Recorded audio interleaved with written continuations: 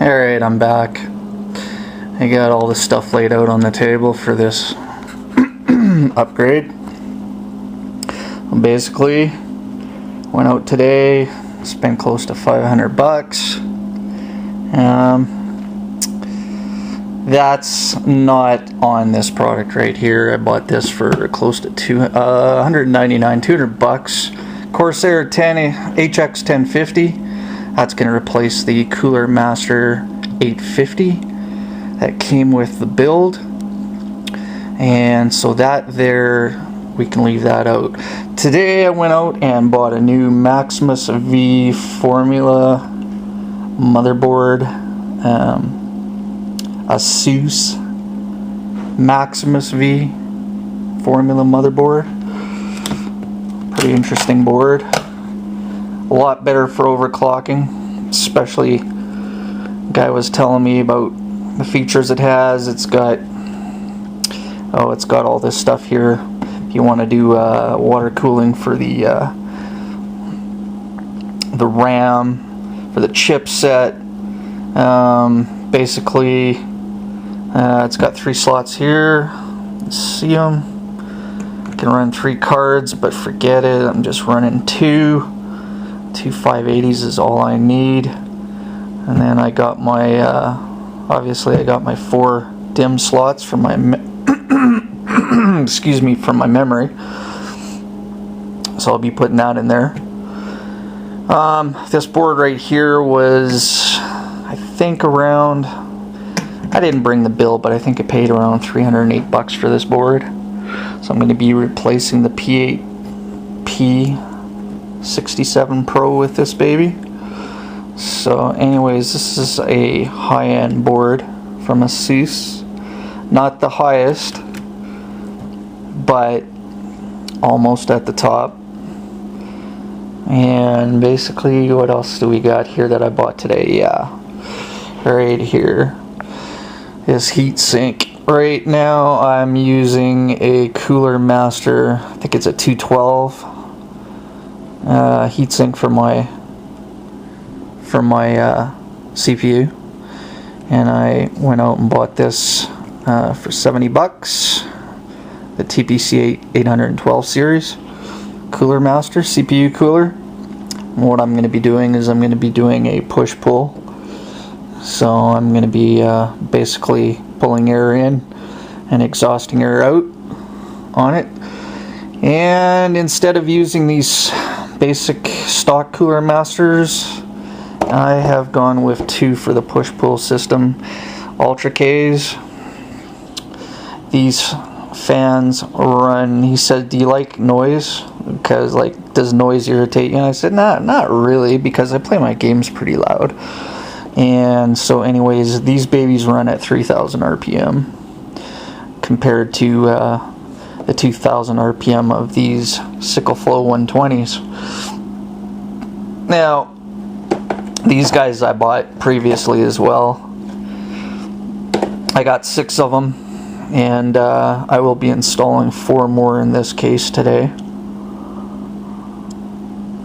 Pretty tired though, I don't know if I'm going to get it all done today, but anyways, yeah, we've got these, and these are 2,000 RPM fans, and I'm going to be using them for the case cooling, basically pushing and pulling air out as well. So more fans are definitely going to be needed with these cards, and if I'm going to get into overclocking them, which I'd like to.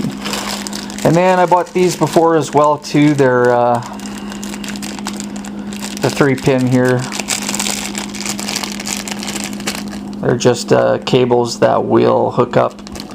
You got 3 into 1 for your fans for your case. So I'm going to be running 2 fans at the bottom, blowing up onto my GPUs from the very base of it.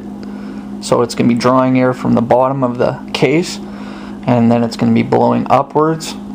And then I'm also going to have one across the top on the side, basically blowing air, exhausting, pushing air onto the onto the GPUs as well. And so basically I think I'm going to be looking at about 3 or 4 fans. Yeah, one more at the top too. At the very top, the one that's going to exhaust the air out, at the very top of the unit of the case, close to that docking bay. So anyways, that's the build that I'm going to do. And I went to a 1050 because the 850 with these graphics cards I don't think is pulling enough juice. I was reading in an article on Tom's Hardware that they do, those 580 GTX 3 gigs do draw a lot of power. They run really warm and they are noisy. I don't really care about the noise too much. When you're playing games and at a fairly good level, you don't really hear anything at all, so it doesn't really matter to me. But I wanted to upgrade my power supply, and this Corsair is a beast. It's beautiful. The packaging inside of it comes really nicely packaged in a nice leather bag, all the parts. You get another bag as well, like a velvet bag full of your cables and all your extra cables inputs. And so anyways, that's basically the stuff right here from my build, from my update, from my upgrade on that PC. And you know, really, did I need to go to this motherboard? Did I really need to buy this motherboard? Nah. But the P8P67 Pro is not as good of an overclocking motherboard. This beast here is definitely the motherboard for guys who like overclocking. This rig over here, I got that Z77V Pro in it. Great board. It's a higher board than the other one that's in the other computer. And as a matter of fact, with the two 680s in there, I don't need to overclock those cards. Not even in Crisis or anything. Everything runs at 60 FPS that I throw at it. It just obliterates it. And even at Crisis, it runs at about 63 to 65 degrees Celsius, which is really cool for you know, the temperatures are really down. But I'll get into those cards, those 680s, like I said, on another video. So anyways, this is what I'm gonna do.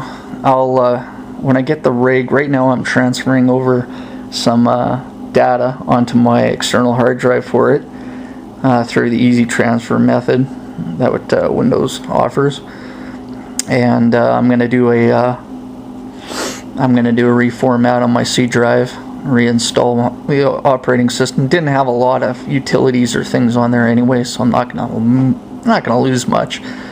My documents, I got a few things, and in my downloads I do have some driver stuff, NVIDIA drivers and all that I'd like to just kind of keep. I'd like to keep my favorites for my web browser on there as well too. So I'm basically getting all that stuff so that I can dump it back onto this new one. Usually they say on a motherboard change, it's a good idea to just basically just reinstall the operating system again. You're better off. Some guys get lucky, but you're better off. Alright, so anyways, that concludes this part of the vid. Alright, later.